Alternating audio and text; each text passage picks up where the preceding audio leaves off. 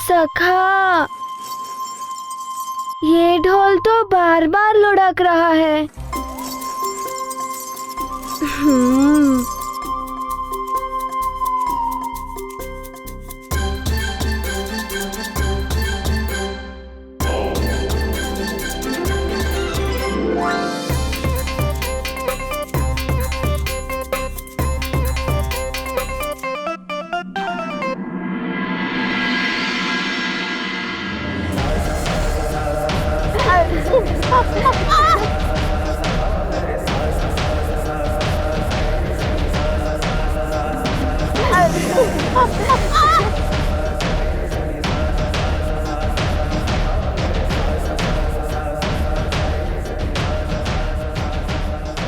मित्र मारुति, तुम तो ढोल भी अच्छा बजा लेते हो।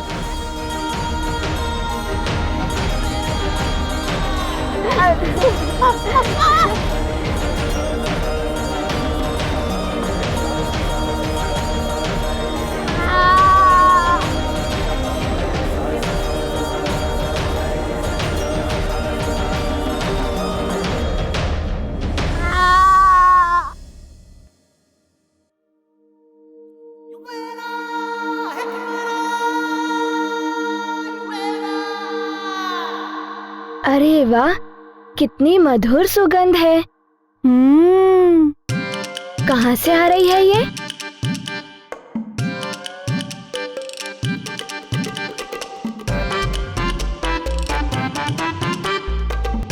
आहा, कितनी मनमोहक सुगंध है। युवराज मारुति, आइए, आप लोगों के लिए भोजन तैयार है। आइए।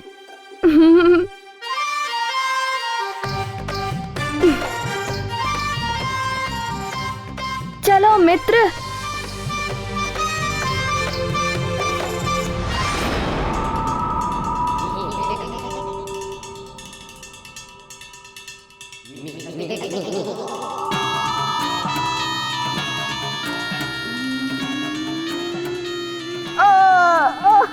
जोर जोर तोड़ दिया।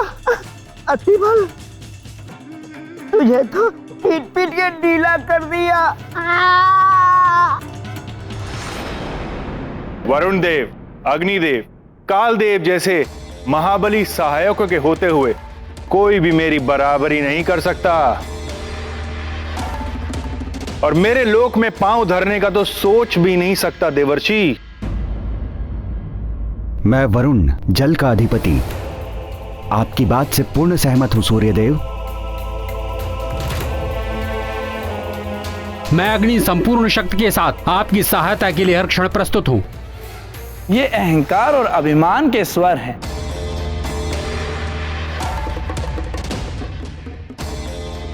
मुझ काल के होते हुए कोई कैसे सूर्यलोक पर पांव धर सकता है? सूर्यदेव, दंभ दैत्यों को शोभा देता है, देवताओं को तो दया में ही रहना चाहिए। नारद जी, आप दैत्य कह रहे हैं मुझे?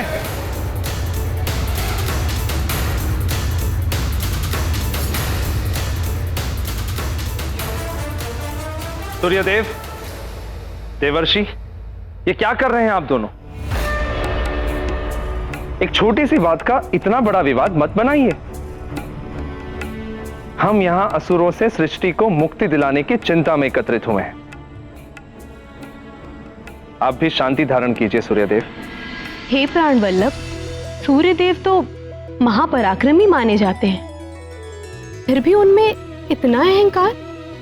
प्रिय, ज्ञान विनम्रता में वृद्धि करता है।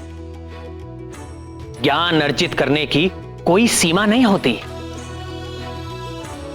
किंतु जिस दिन यह प्रतीत हो कि अब और ज्ञान की आवश्यकता नहीं है, वो पूर्ण ज्ञानी हो गया है, उसी दिन, उसी क्षण से ज्ञान अहंकार में परिवर्तित होने लगता है। उसका सीखा हुआ ज्ञान अभिमान को जन्म देता है, और यदि ज्ञान के साथ असीम शक्तियां प्राप्त हो जाएं, तो अहंकार भी अपनी चरम सीमा पर पहुंच जाता है।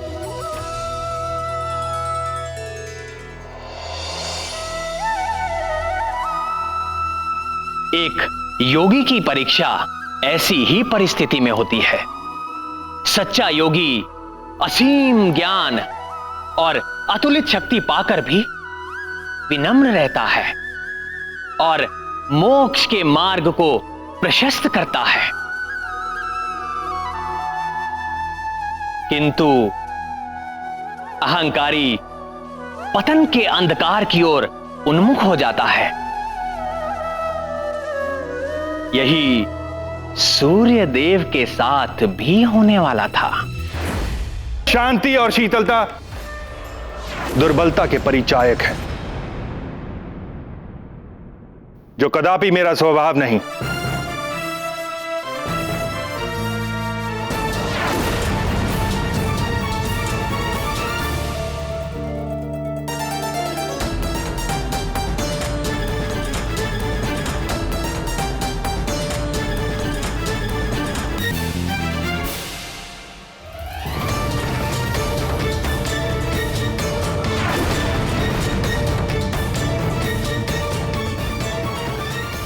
सूर्य देव, आपका ये अहंकार तो तोड़ना ही होगा। सुमेरु राज्य में होने वाला आयोजन ही निमित्त बनेगा आपके इस अहंकार के टूटने का।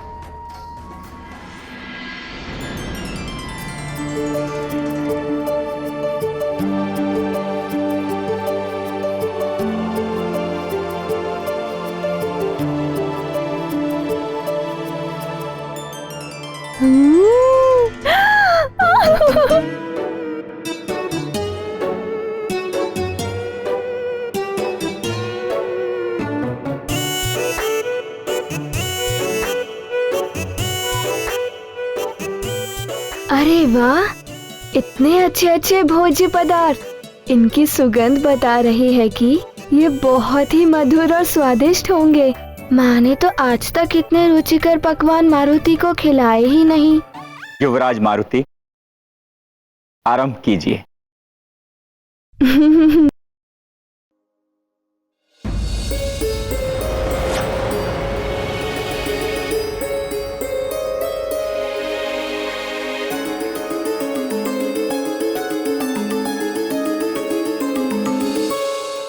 क्या हुआ माँ?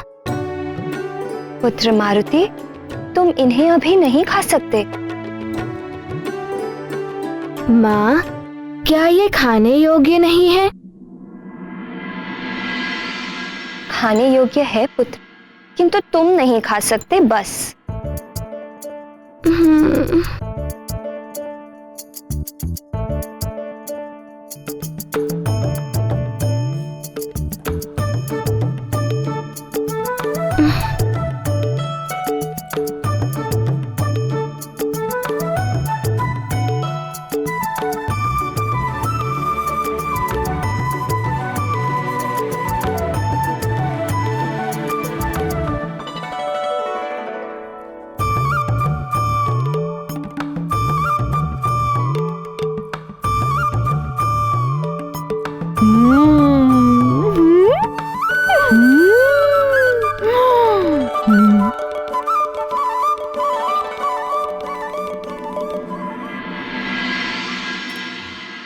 वाह, कितने मधुर लड्डू हैं ये, और ये पेड़ा भी बहुत स्वादिष्ट है।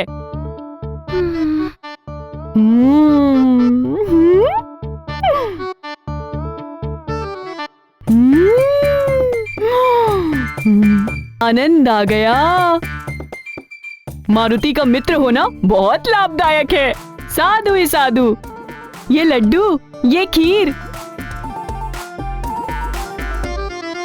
बहुत स्वादिष्ट है। चलो पेड़ा खाते हैं, और मधुभोग भी। सब भोजन का आनंद ले रहे हैं, किंतु माँ ने मारुति को ही रोक दिया।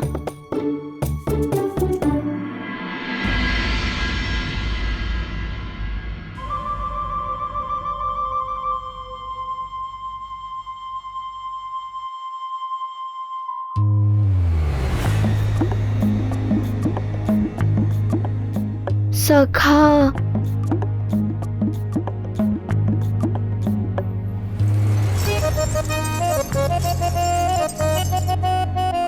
क्या तुमने कभी इतना सुगंधित और मधुर भोजन किया है। कोई बात नहीं सखा, दुग्ध भी अच्छा ही होता है। हाँ, अच्छा ही होता है, किंतु वे पकवान तो निश्चित ही दुग्ध से अच्छे होंगे। खीर, लड्डू, पेड़े, पूरी।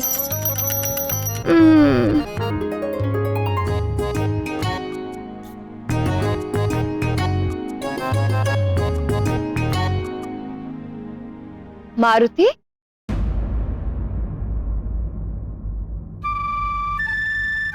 मारुति, पुत्र तुम वहां मुख बनाए क्यों बैठे हो?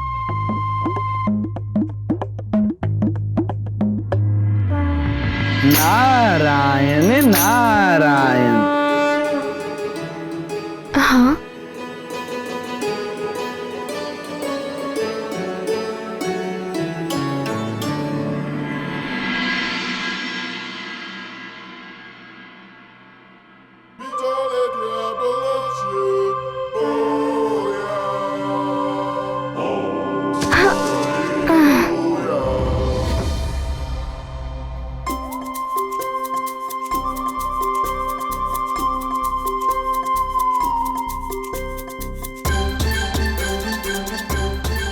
प्रणाम।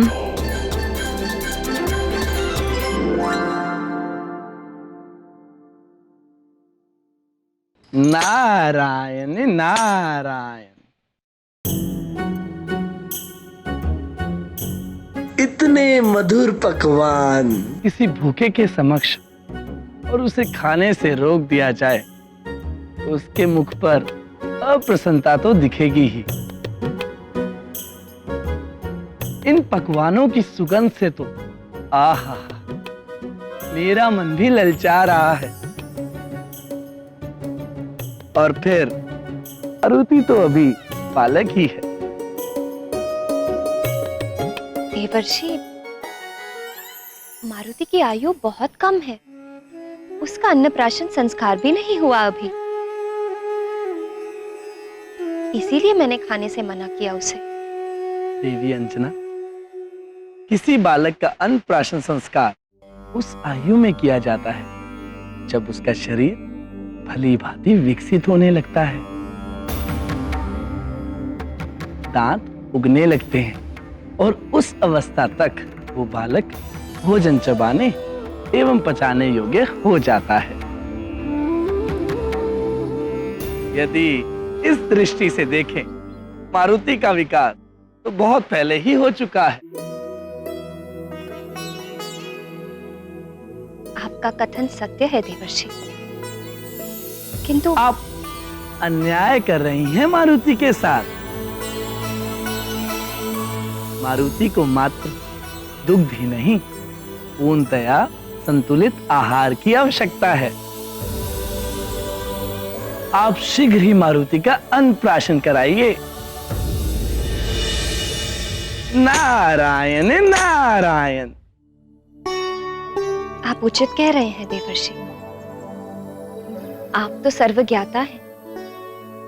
मारुति के अन्नप्राशन संस्कार के लिए आप ही कोई अच्छा मुहूर्त शोध कर बताइए।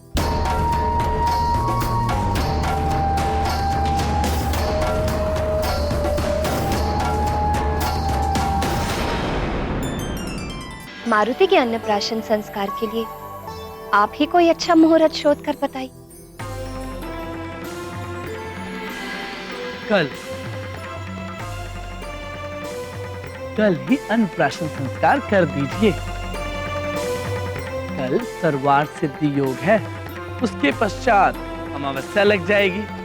सूर्य ग्रहण का सूतक परसों प्रातः से आरंभ होगा, उसके पूर्व ही समस्त संस्कार पूर्ण कर लीजिए। नारायण नारायण।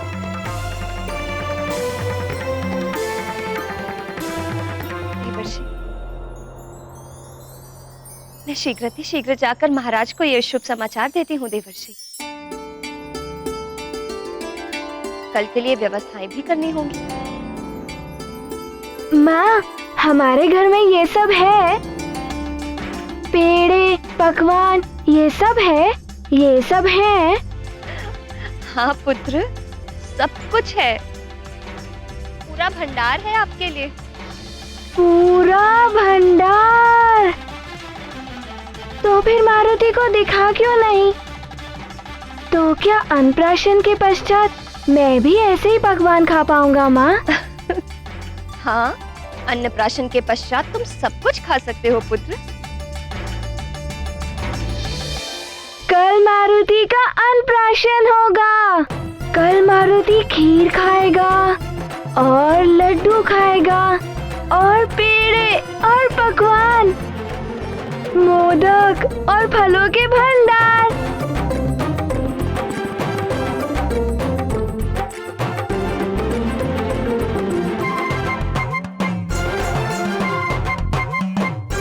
प्रणाम।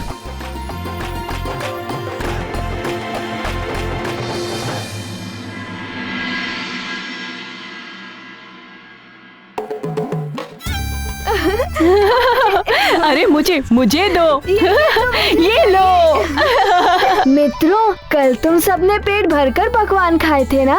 आज मेरी माँ भी मेरे लिए स्वादिष्ट स्वादिष्ट पकवान बनवा रही है। अच्छा, मारुति भी तुम सबके भांति पेट भरकर खाएगा। आज मारुति का अन्नप्राशन है ना? हाँ। आज से भोजन आरंभ करूँगा। तो क्या आज मात्र तुम ही खाओगे सब कुछ? नहीं मित्र, ऐसा कभी हो सकता है कि मारुति अपने मित्रों को ना खिलाए और स्वयं अकेला खा जाए। मारुति के साथ मारुति के सारे मित्र खाएंगे।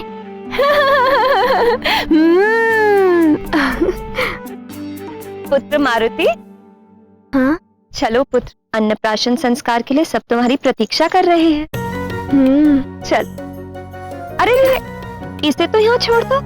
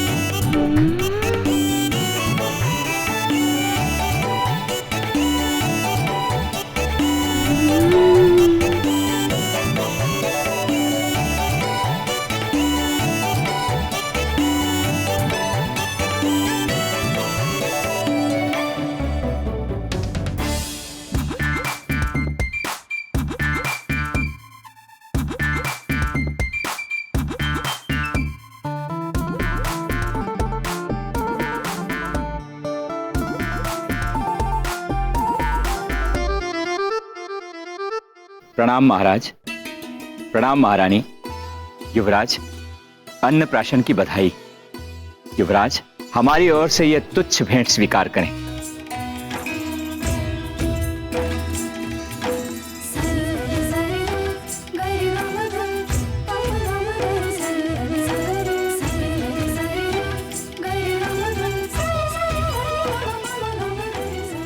आपको अनेकों आशीर्वाद और शुभकामनाएं युवराज।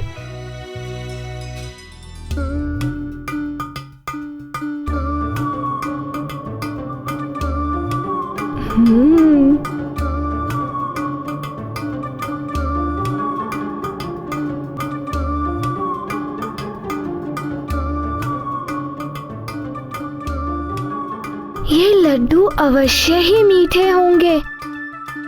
और ये पूड़ी, ये कैसी लगेगी खाने में? मारुति तो रोक ही नहीं पा रहा अपने आप को।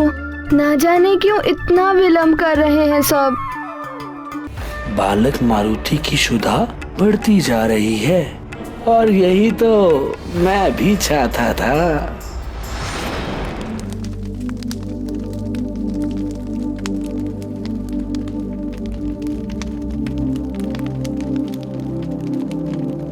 ममास्य शिशोर्मातृगर्भपूत प्राशन शुद्धयर्थमन्नाद्य ब्रह्मा वर्चस्तेज इंद्रियायुर्बल लक्षण सिद्धि बीज गर्भ समुद्भव कलमाशा पाप मर्जन द्वारा श्री परमेश्वर प्रीत्यर्थ मन्न प्राशनाख्यम तत्र निर्विघ्नार्थ गणपति पूजनम स्वस्ति पुण्याह वाचनम मातृका पूजनम नांदी श्राद्धम च करिष्ये।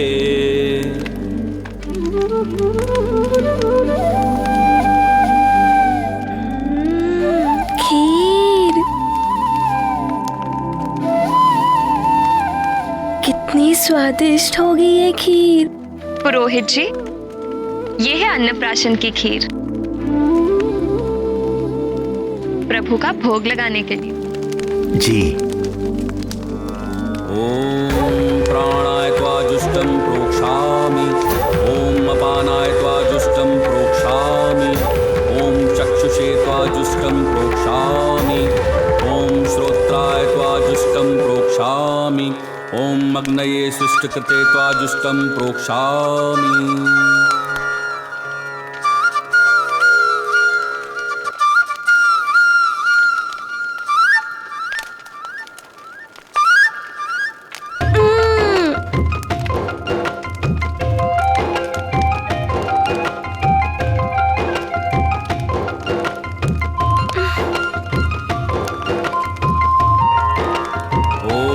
प्रजापतये स्वाहा, इदं प्रजापतये नमः।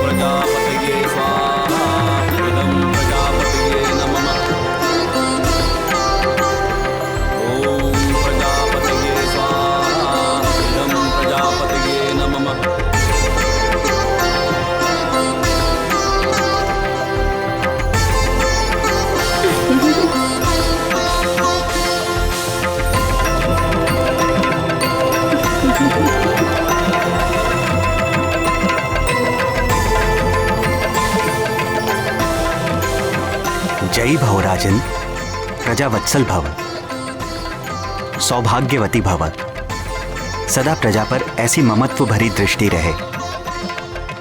शक्तिमान भव युवराज, असुर संहारक भव।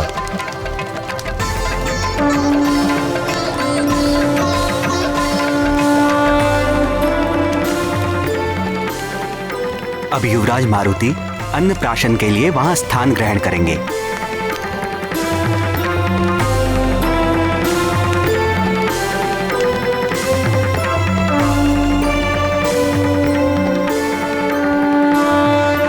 मारुति का अन्नप्राशन संस्कार आरंभ होगा।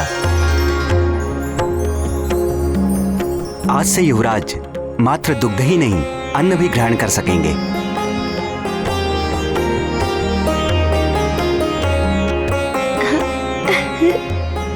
सर्वप्रथम देवगुरु बृहस्पति मारुति युवराज के मुख में पहला कौर रखेंगे।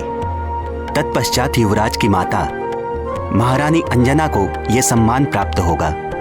उसके बाद आदरणीय मतंग ऋषि, युवराज के नाना महाराज कुंजर, नानी और सबसे अंत में युवराज के पिता महाराज केसरी युवराज को भोजन कराएंगे। आइए देवगुरु।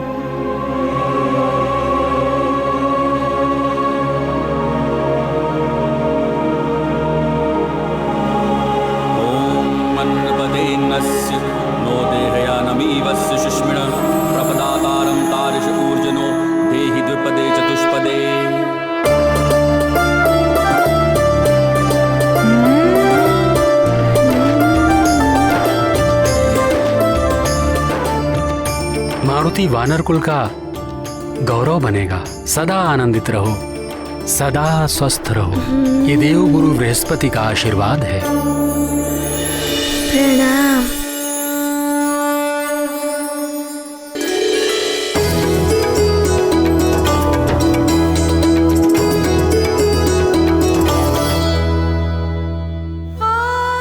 इतनी भी क्या शीघ्रता थी अन्नप्राशन की।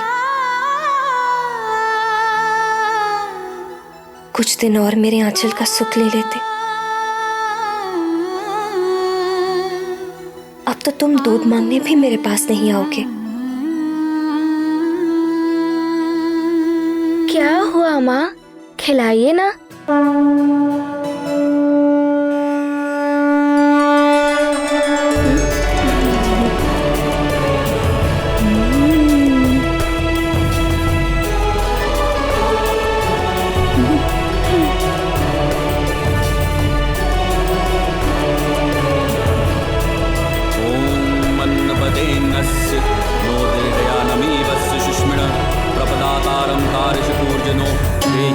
चतुष्पदे।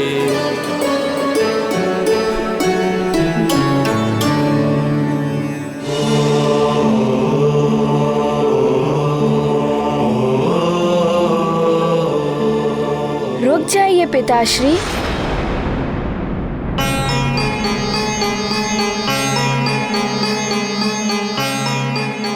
क्या हुआ पुत्र? पिताश्री, कोई मारुति को सेब तो खिला ही नहीं रहा है।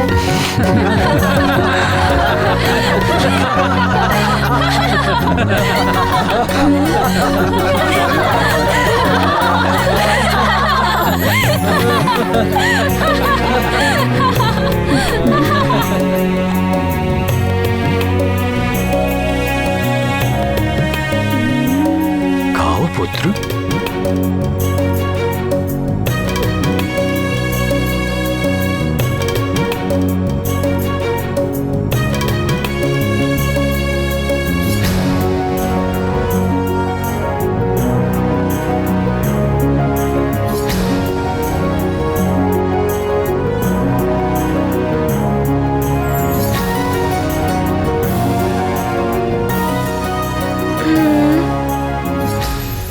माँ, बस इतना ही?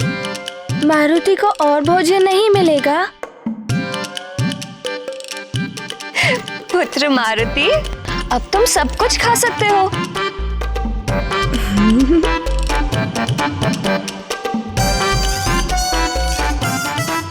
सब कुछ? हाँ।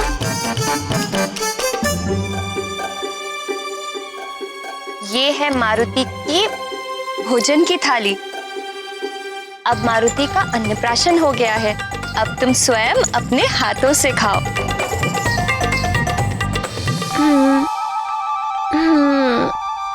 यही हमारे कुल की रीति है पुत्र।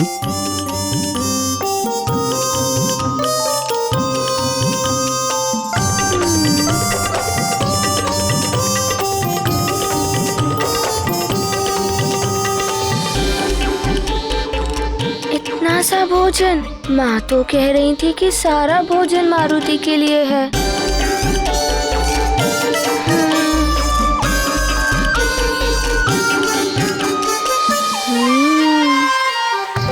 माँ, ये थाली आप सबके लिए है और ये सब मारुति के लिए है।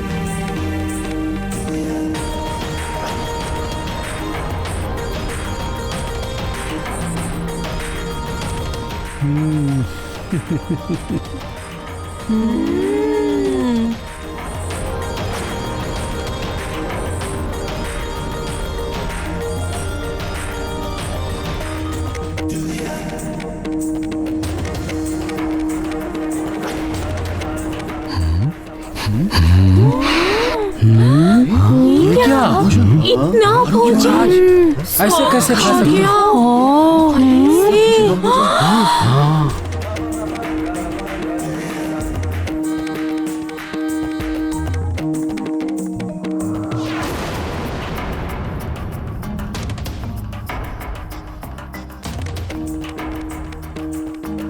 युवराज को क्या हो गया है?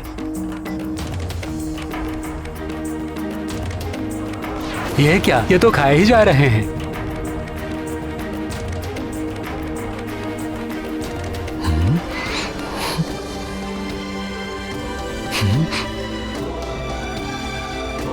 इतना सारा भोजन मारुति अकेले ही? अब हम क्या खाएंगे? ये क्या हो रहा है? हाँ?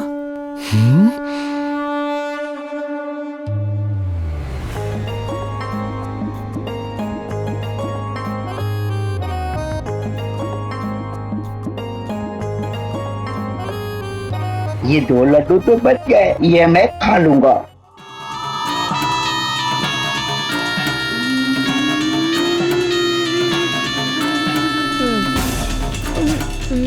चलो, एक तो बच गया, इतने से ही संतोष कर लूं।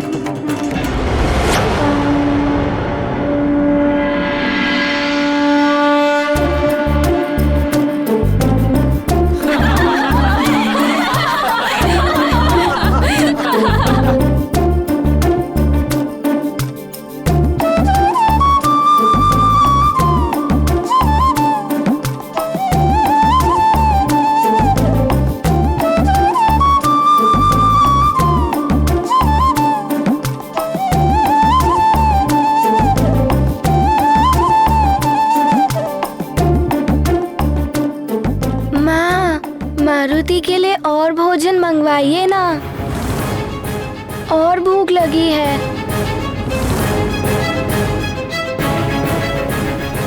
सेविका, जाओ और भोजन लेकर आओ। जी महारानी। मारुति की भूख और उनकी भोजन लीला सबको अचंभित कर रही थी। लग रहा था जैसे मारुति अपने सुमेरु का ही नहीं, सारे संसार का भोजन आज समाप्त कर देंगे।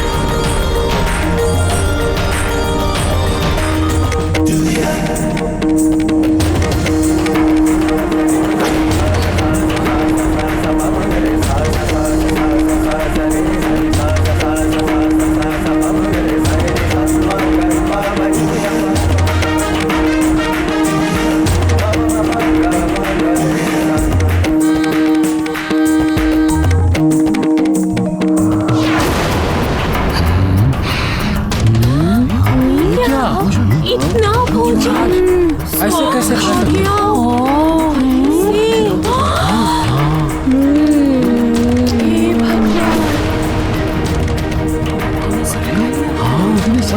ऐसे कैसे पूरा भोजन अकेले, ऐसे कैसे कोई खा सकता है? बहुत छोटा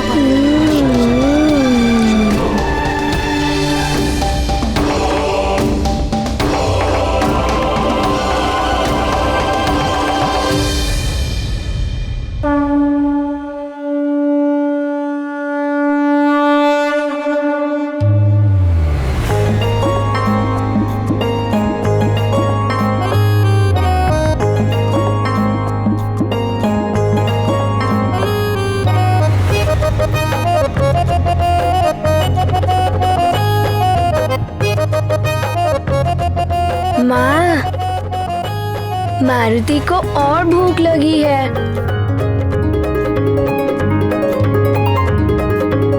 महारानी जी, सारा भंडार रिक्त हो चुका है, अब कुछ बचा ही नहीं।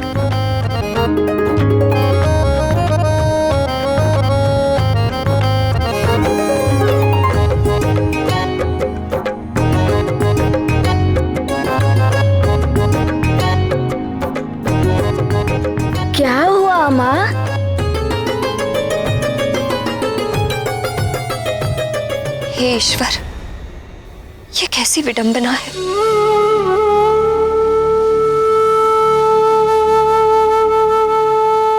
आज पहली बार मेरा पुत्र भोजन कर रहा है और आज ही ये भूखा रह जाए।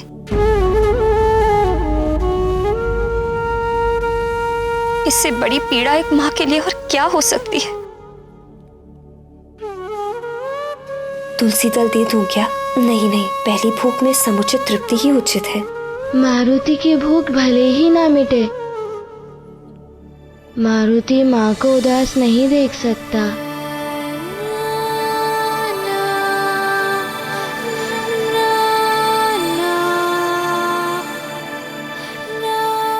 माँ, मारुति का पेट तो कब का भर चुका था।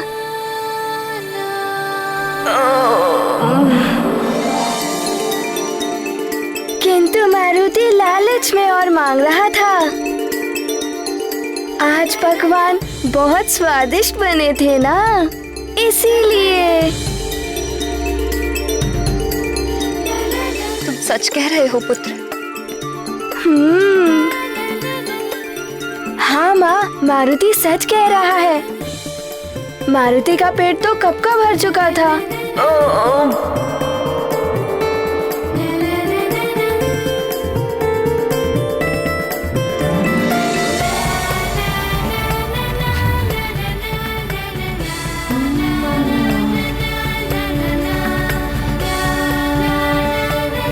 मारुति की असीम भूख देखकर तो पार्वती नंदन गणेश की भूख का स्मरण हो आया। परम पूज्य गणेश ने तो ये लीला कुबेर का अहंकार तोड़ने के लिए की थी। मारुति की ये लीला किसका अहंकार तोड़ेगी स्वामी? अब जब मारुति की भोजन लीला आरंभ हो ही गई है तो अवश्य ही किसी को सीख मिलेगी, किसी का अहंकार टूटेगा।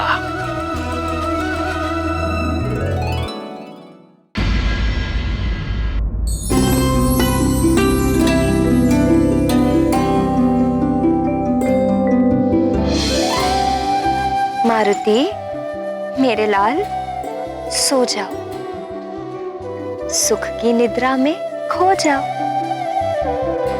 आए हुए अतिथियों को विदा करके कल के यज्ञ की व्यवस्था भी करनी है। तुम्हारी भूख में तो सब रह ही गया।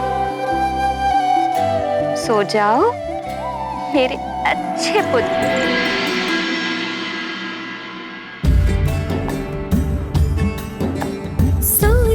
केसरी नंदन, मेरे आनंद घन, मेरे आमोदवन। वो करता छन छन यही कहता कंकन, माता करती वंदन। सो जा केसरी नंदन।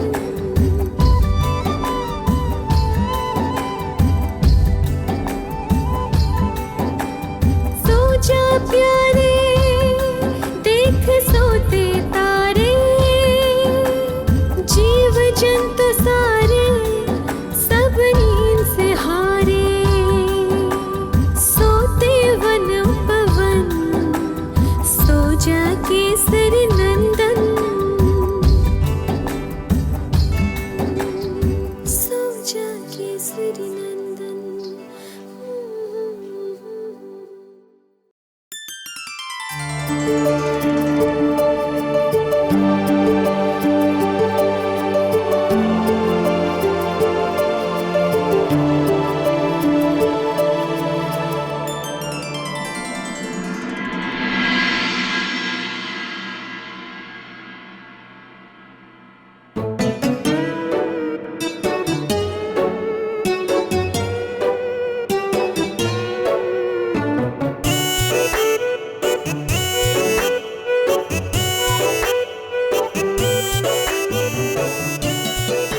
क्या करूं मैं? मारुति की क्षुधा तो शांति नहीं हो रही है। कुछ तो खाना होगा, पर क्या खाऊं?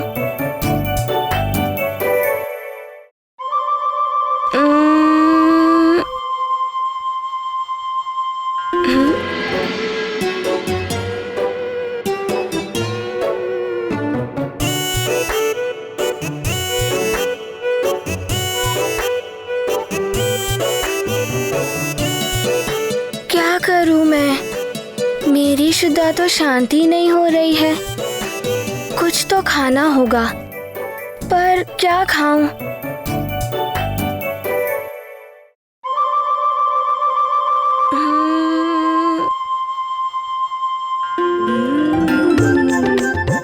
रसोई में जाकर देखता हूँ, वहाँ अवश्य कुछ मिल जाएगा।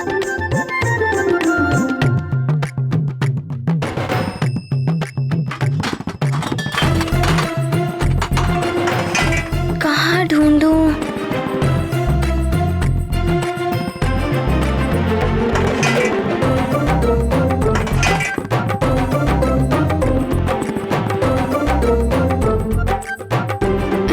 यहाँ देखूं, यहाँ भी कुछ नहीं है, इसमें भी कुछ नहीं है, ये भी रिक्त है।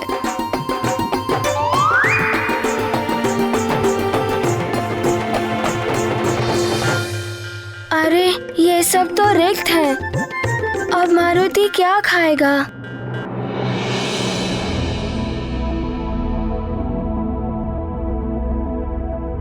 इनमें कुछ तो होगा, इसीलिए ऊपर बांध के रखे हुए हैं।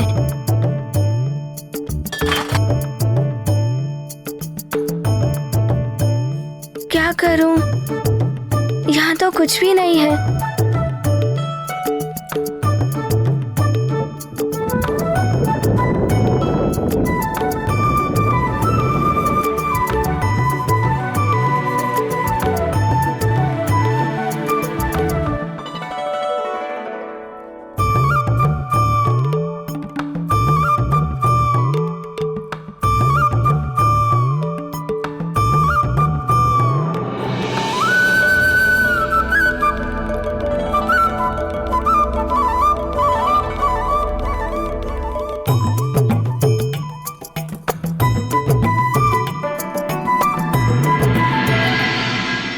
ये तो शकरा है और ये तो कच्ची दाल है और ये कच्चे चावल।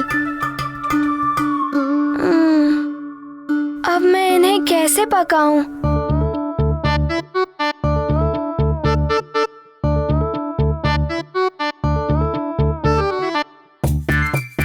कच्चे ही खा लेता हूँ, शुदा ही तो शांत करनी है।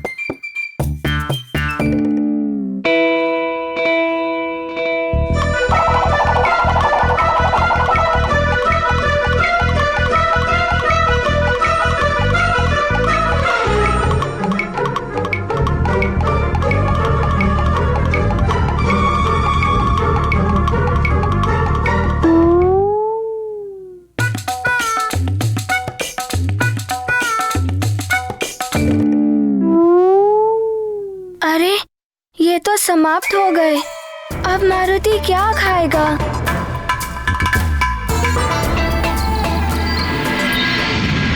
नारायण नारायण।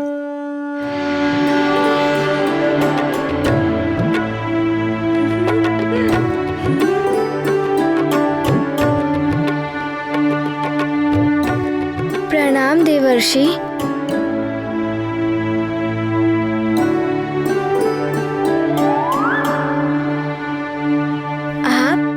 और ये सेब,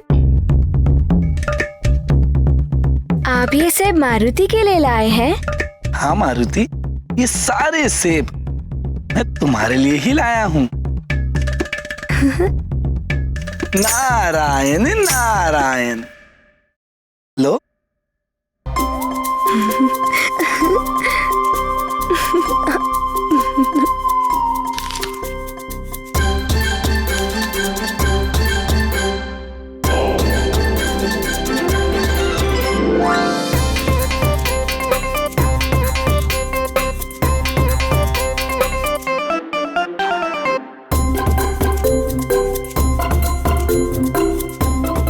देवर्षि, ये सेब तो बड़े रसीले और स्वादिष्ट थे, मारुति को और चाहिए। किंतु मेरे पास जितने सेब थे मैंने आपको दे दिए, अब और फल नहीं है मेरे पास।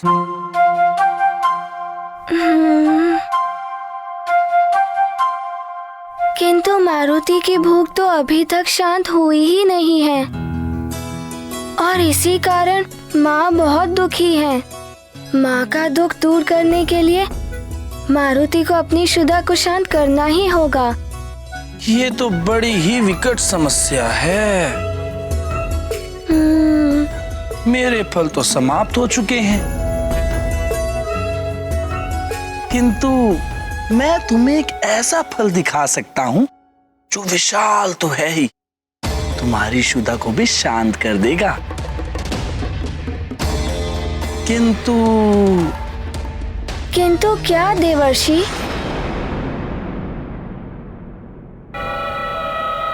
किंतु वो फल तुम्हें स्वयं तोड़ना पड़ेगा, उसे स्वयं प्रयास करके पाना पड़ेगा, प्रयास करना पड़ेगा। करोगे? अवश्य, शीघ्र दिखाइए देवर्षि। मारुति अवश्य प्रयास करेगा। आओ, मैं दिखाता हूँ।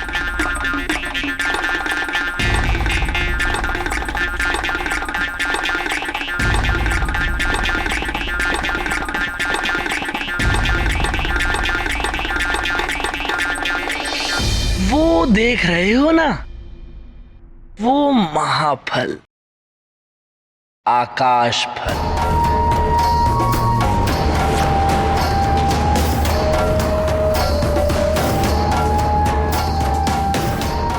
अच्छा, ये है आकाश फल। कितना बड़ा है।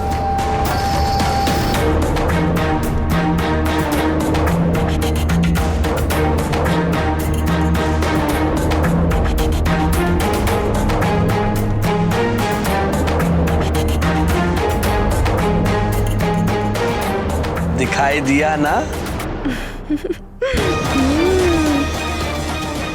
वो है आकाश फल।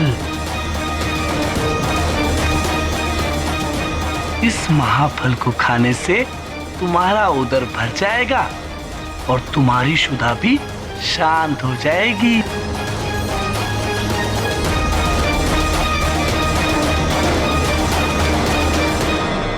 सत्य कह रहे हैं आप? सत्य तो कह रहा हूं, किंतु पुनः ये किंतु? और कितने किंतु देवर्षि? किंतु बहुत दूर है वो आकाश फल। शून्य की डाल पर लटका है, युग सहस्त्र योजन दूर।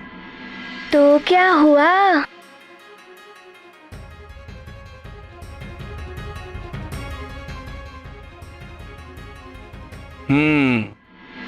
यदि अटूट इच्छा, लगन और अदम्य साहस के साथ किसी भी लक्ष्य को पाने के लिए बढ़ा जाए तो वो लक्ष्य अवश्य ही प्राप्त हो जाता है।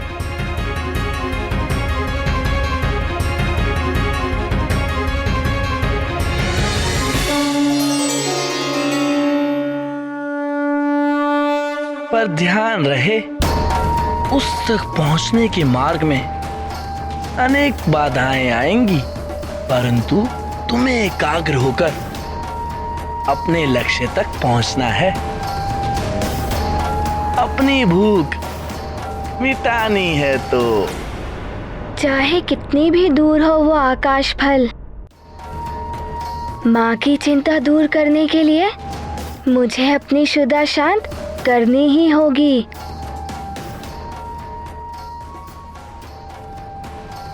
चाहे कितनी भी दूरी हो, मारुति अवश्य तय करेगा।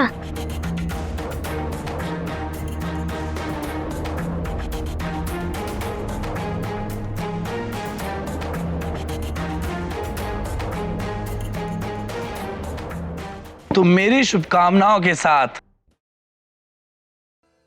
आगे बढ़ो।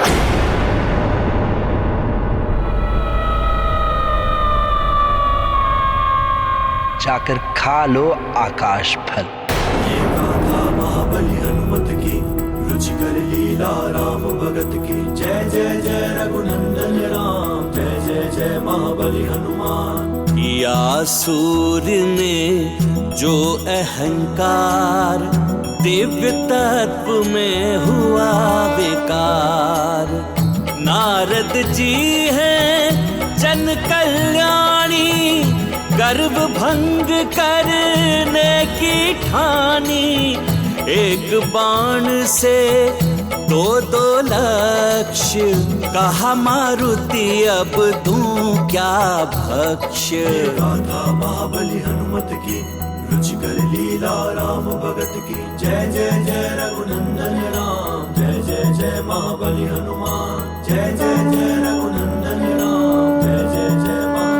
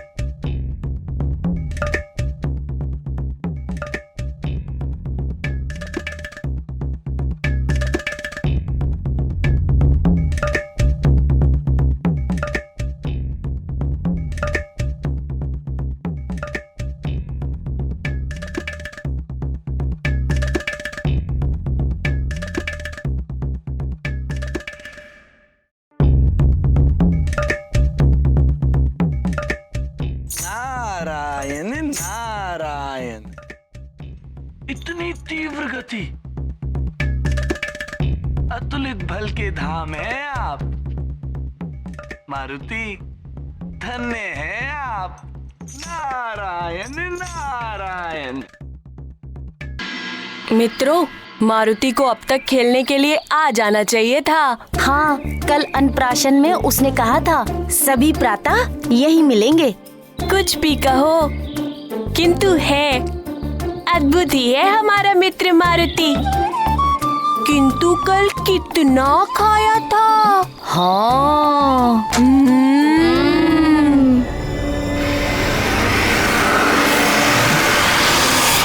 मारुति, हाँ?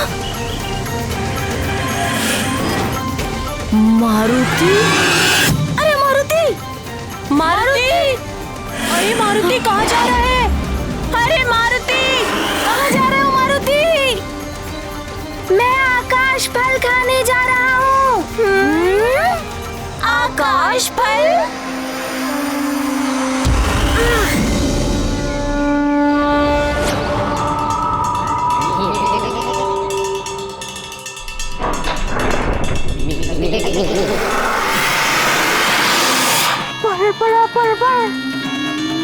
आकाश फल? ये कौन सा फल है?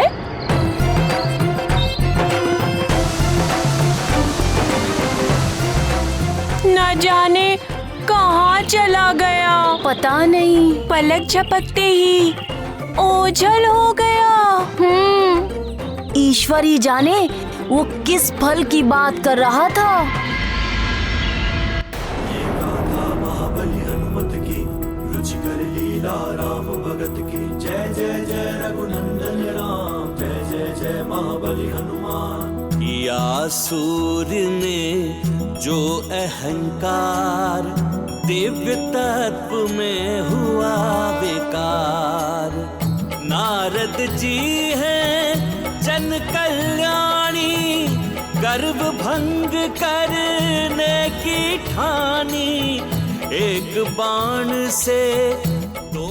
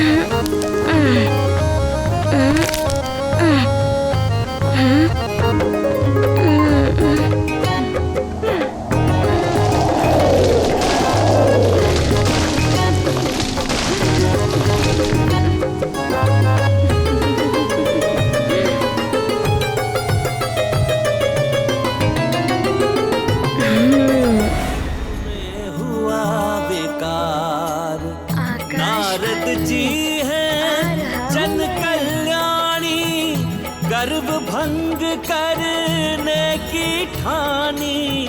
एक बाण से दो लक्ष्य, कहा मारुति अब दूं क्या भक्ष्य।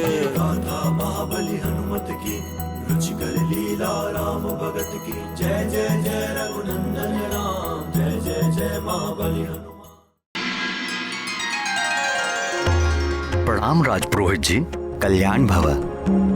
राजन, वैसे तो सूर्य ग्रहण के समय में की जाने वाली पूजा, हवन और दान के विषय में आपको सब कुछ ज्ञात है, और महारानी जी भी धर्म कर्म के कार्य से पूर्णतया परिचित हैं। फिर भी मैं अपना पुरोहित धर्म निभाते हुए ये आपको बताना चाहता हूँ कि आज सूर्य ग्रहण है, जिसका सूतक काल कुछ ही समय में आरंभ हो जाएगा। सूतक काल से ग्रहण के मोक्ष काल तक भोजन नहीं करना चाहिए, क्योंकि इस काल में खाद्य सामग्री दूषित हो जाती है। आप उचित कह रहे हैं, हमने पहले से ही सबको सूचित कर दिया है। ग्रहण के समय में की जाने वाली पूजा और हवन से सूर्य को राहु से मिलने वाली पीड़ा अल्प हो जाती है।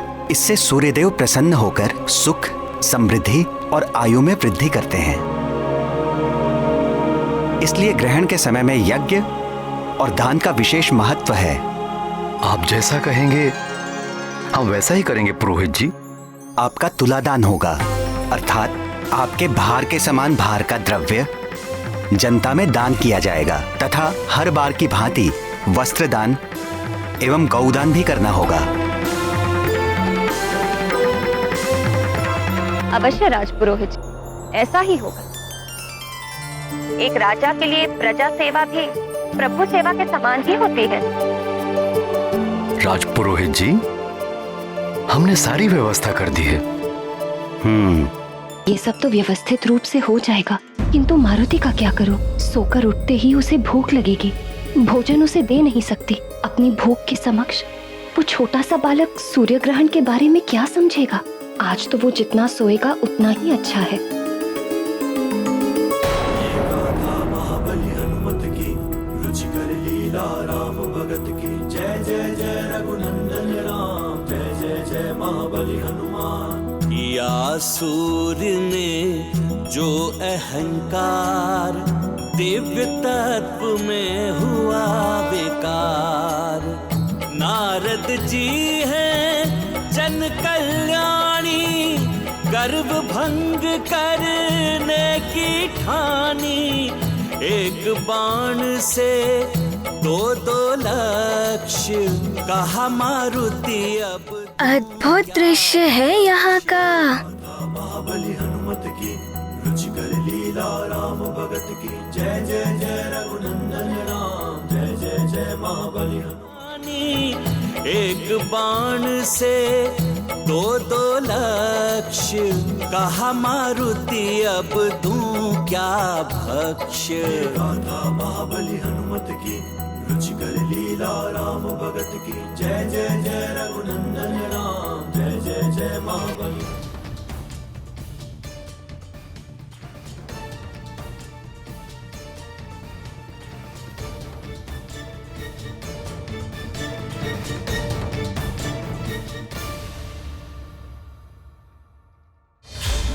आकाश फल, मारुति का आकाश फल। इसे खाने से अवश्य ही मेरी भूख मिट जाएगी और माँ का दुख भी दूर हो जाएगा।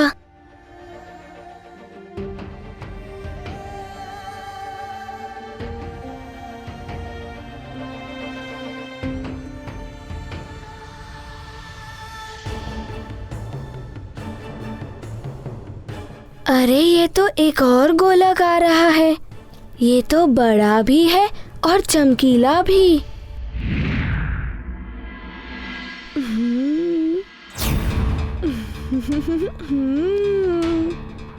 मारुति की एक और अद्भुत तथा नई लीला, जिसने ग्रहों की गति को भी परिवर्तित कर दिया। मारुति की तीव्र गति और एकाग्रता को देखकर यह स्पष्ट था कि इस बार वो अपने लक्ष्य को प्राप्त करके ही रुकेंगे। मारुति की गति इतनी तीव्र थी कि जो भी ग्रह नक्षत्र मार्ग में पड़ते थे उन्हें स्वयं ही हटना पड़ता था। अब कौन रोकेगा मारुति की इस उड़ान को सूर्य लोक तक पहुंचने में?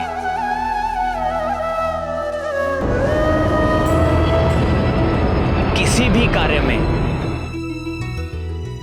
लक्ष्य के प्रति एकाग्रता सफलता का परिचायक होती है। देखते ही देखते मारुति शुक्र लोक के निकट पहुंच गए, जो असुरों और दैत्यों के गुरु शुक्राचार्य का लोक था।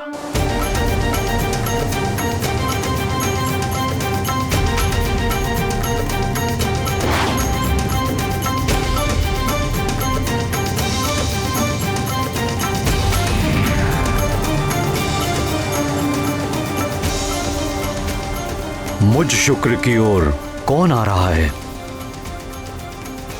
अवश्य ही ये कोई शिव तत्व है। मैं इसके मार्ग से नहीं हटा तो ये मुझ दैत्य गुरु शुक्राचार्य से ही टकराएगा।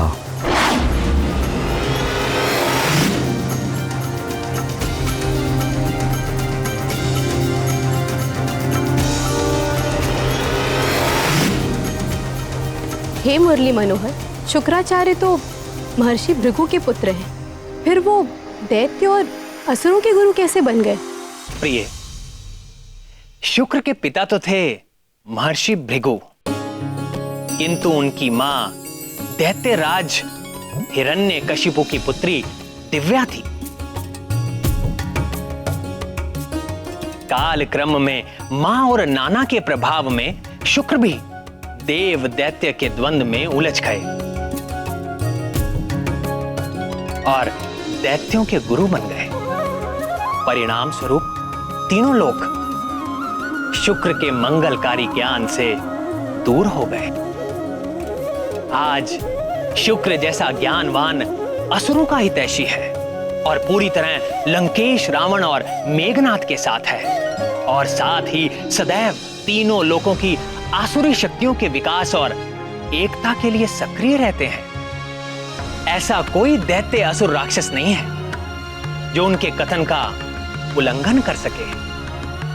अपने दंड विधान से और नीति ज्ञान से ये देवताओं में भी अपना प्रभाव रखते हैं, और देवता भी इनके तप और योग बल को महत्व देते हैं।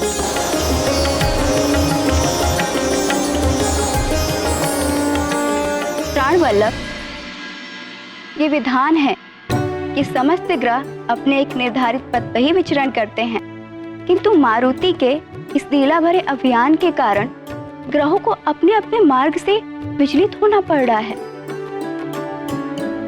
इसका प्रभाव तो सृष्टि पर ही पड़ेगा।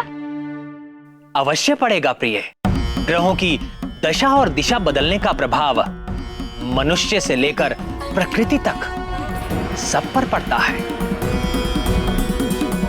बुध ग्रह के साथ तो और भी बड़ी समस्या थी। वो भूतल के अधिपति माने जाते हैं। जब वो अपने मार्ग से विचलित होते हैं तो पृथ्वी पर अनेक प्रकार की आपदाएं आती हैं, जैसे आंधी, अतिवृष्टि एवं अकाल। मारुति अपनी उड़ान में बुध ग्रह की ओर बढ़ रहे थे।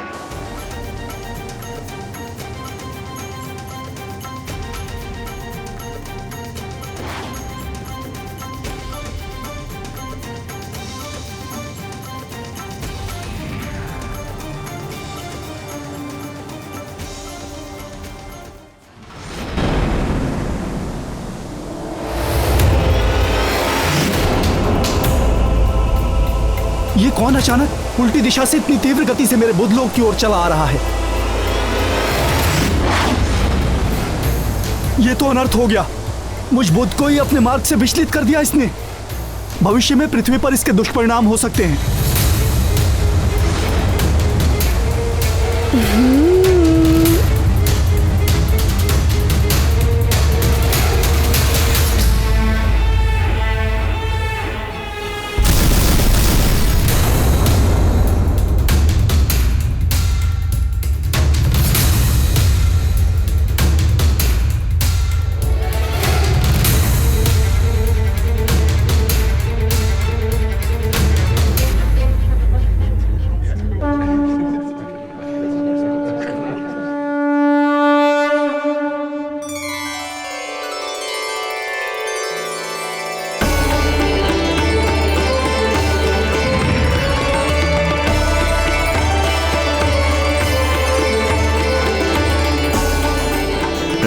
प्रणाम सूर्यदेव।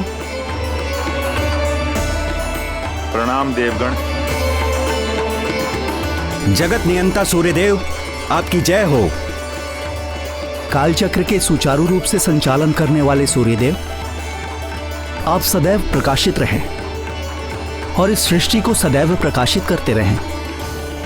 सृष्टि में व्याप्त समस्त अग्नियों के अधिष्ठाता सूर्यदेव, हम सब आपको नमन करते हैं।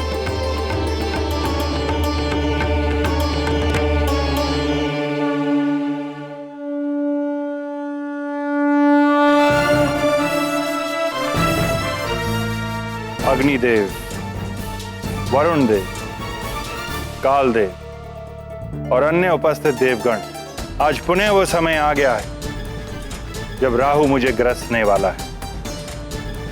ये दरबार जो मेरी किरणों पर टिका हुआ है, सदैव काल क्रम के अनुसार चलता रहता है। मेरी पीड़ा को देखकर आप सब मुझे सांत्वना देने मेरे इस चलित दरबार में पधारे, इसके लिए मैं आपको धन्यवाद प्रेषित करता हूं। सूर्यदेव, मैं राहु का ग्रसना रोक तो नहीं सकता, किंतु जब राहु आपको ग्रसता है तो मेरा हृदय भी बहुत पीड़ित होता है और उसी पीड़ा के परिणाम स्वरूप ग्रहण काल में संसार में व्याप्त जल दूषित हो जाता है।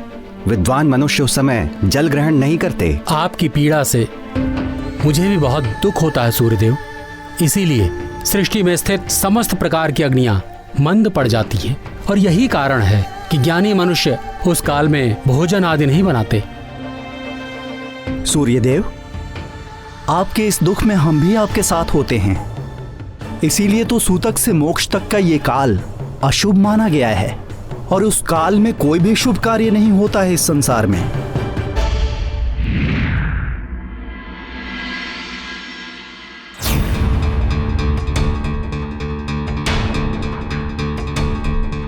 क्या हुआ अरुण देव, आप भयभीत क्यों दिखाई दे रहे हैं? देव, न जाने कौन है जो हमारी ओर तीव्र गति से बढ़ता हुआ आ रहा है। हमारी ओर?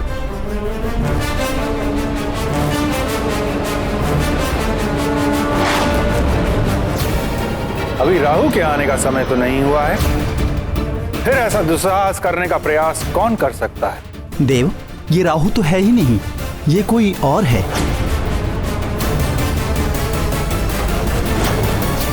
अरुण देव, कदाचित उसे ज्ञात नहीं कि तुम्हारे भ्राता गरुड़ के पुत्र संपाति ने भी ऐसा दुस्साहस करने का प्रयत्न किया था और उसका परिणाम क्या हुआ था। उसे तो मात्र मैंने जलाया था। ये तो भस्म हो जाए, ये तो भस्म हो जाए, ये तो भस्म हो जाए। किंतु इसे देखकर ऐसा लगता है प्रभु कि आपकी किरणों के ताप का इस पर कोई प्रभाव नहीं पड़ रहा है।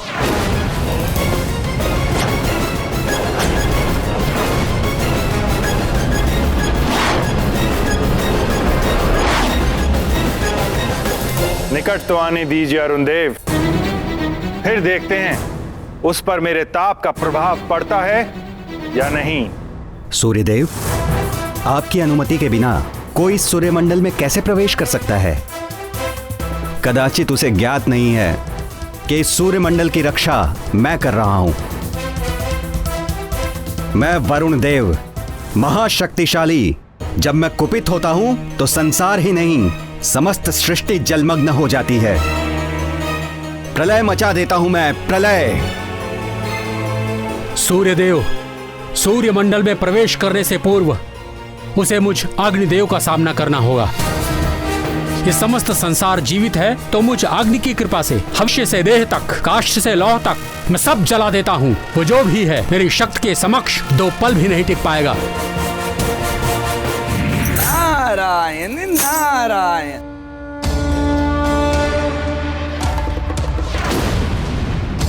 बड़े बड़े बोल निकल रहे हैं अब देवों के श्रीमुख से,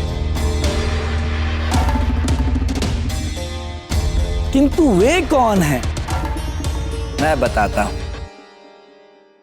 आप सब देवता और देवराज इंद्र जिस चक्रासुर के आतंक से मुक्ति पाने के लिए सभाएं करते थे, उस चक्रासुर का वध करने वाला वानर बालक है ये।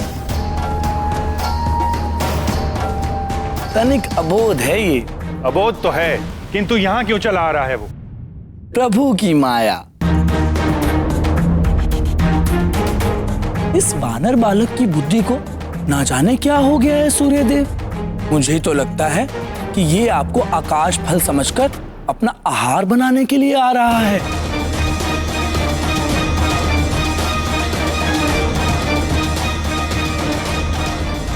अब देखते हैं कि पहले राहु आपको ग्रसता है या ये बालक आपको अपना आहार बनाता है।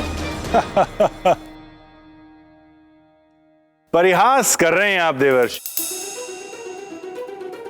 आपको अभी भी लगता है कि मेरे सुरक्षा कवच को कोई भेद कर मेरी अनुमति के बिना कोई मुझ तक पहुंच सकता है?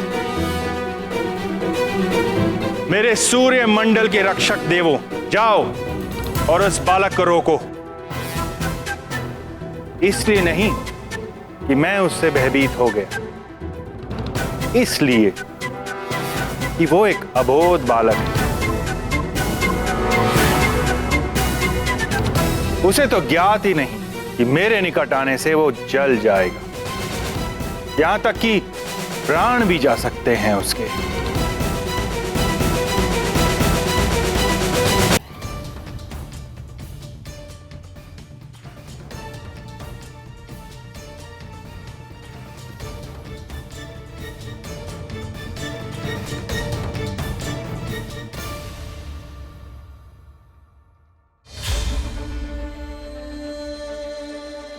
हाँ? ये बड़े बड़े शिलाखंड, मारुति इन्हीं को अपनी गति बढ़ाने का माध्यम बनाएगा।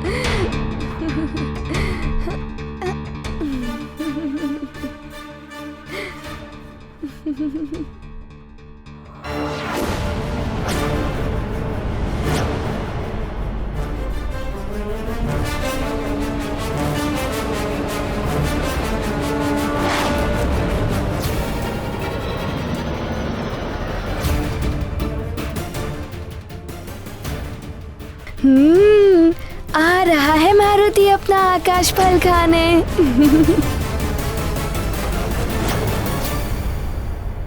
सूर्यदेव, वो वानर बालक अबोध हो या उद्दंड, किंतु एक बात निश्चित है, उस वानर बालक के पास मायावी शक्तियां हैं, जिस कारण उसने चक्रासुर को मार गिराकर यहां आने का दुस्साहस किया।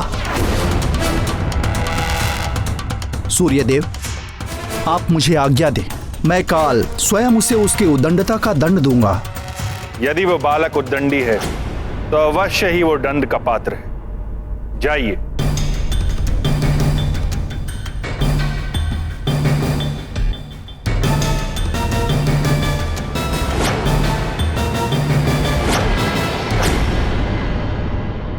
सूर्यदेव, आपका सुरक्षा कवच तो अभेद है, कौन भेद पाएगा इसे? नारायण नारायण।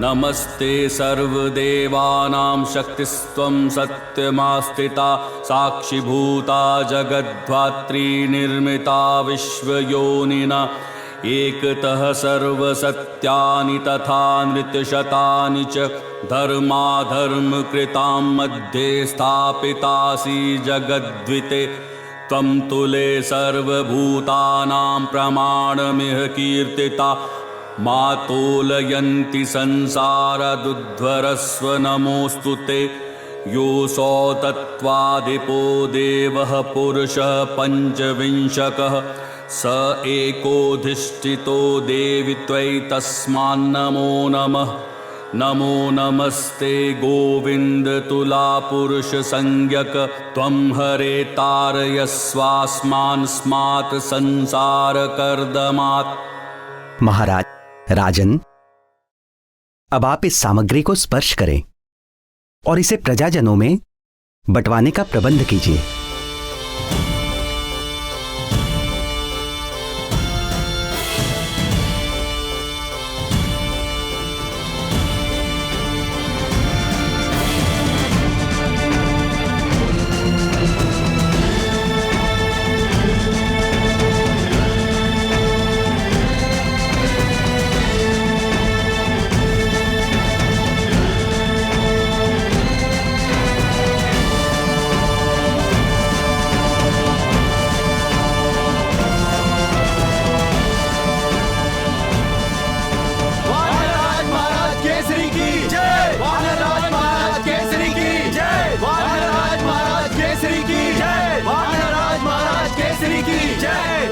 धन्यवाद महाराज।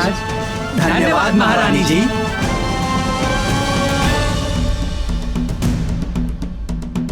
राजन, अब आप यज्ञ आरंभ करने हेतु यज्ञ मंडप में पधारें। जी पुरोहित जी। महारानी, आप जाकर हमारे पुत्र मारुति को भी ले आइए, उससे भी यज्ञ में आहुतियां डलवा देंगे। यदि उसे जगा दिया तो वो अवश्य ही भोजन के लिए हट करेगा। आप जाकर हमारे पुत्र मारुति को भी ले आइए, उससे भी यज्ञ में आहुतियां डलवा देंगे। किंतु महाराज, मारुति तो अभी सो रहा है। ये आप क्या कह रही हैं महारानी जी? युवराज मारुति अभी तक सो ही रहे हैं। हाँ, किंतु आप इस प्रकार क्यों पूछ रहे हैं? महारानी जी, ग्रहण काल में सोना तो पूर्णतया वर्जित है। भाग्य भी सो जाता है। इस समय में मात्र पूजा, यज्ञ, दान आदि ही करना चाहिए। सुमेरु के युवराज का ग्रहण काल में सोना अशुभ एवं अनर्थकारी हो सकता है।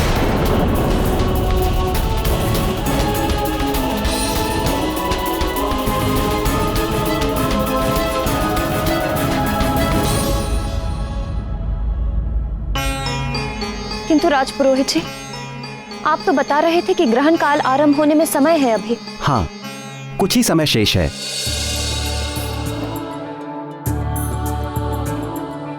आपका बहुत बहुत आभार राजपुरोहित जी।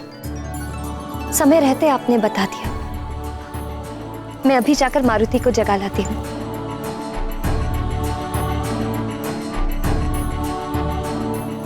महाराज, पधारिए। जी।